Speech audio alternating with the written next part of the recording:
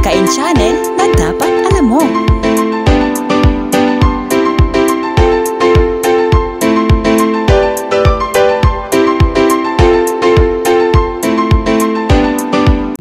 News karon September 8 alas 7 sa buntag hangtod alas 3 sa hapon na ikadong hugna nga dental mission gipanguluhan ni Doc Odi Lantiksi Camarillo.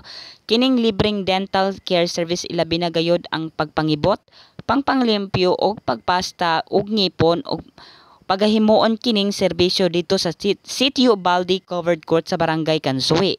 Kining mga programa gipasalmutan kini sa 10 ka mga barangay mao kini ang mosunod: Kansuhi, Kalagasan, Usmad, Butong, Linotod, Kunalom, Alambihod, Kanbantog, Balaas ug Barangay Ubaob.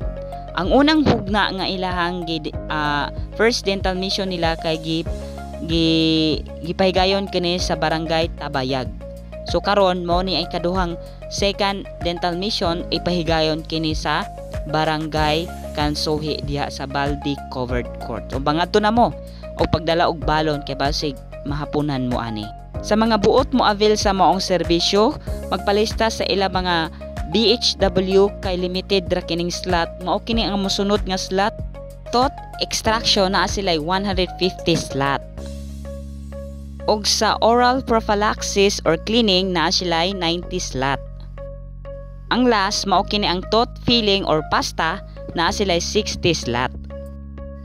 Ug sa dugang mga informasyon bisitaha lang ang Facebook post ni Doc Odi Lantiksi sa iyahang page. Salamat.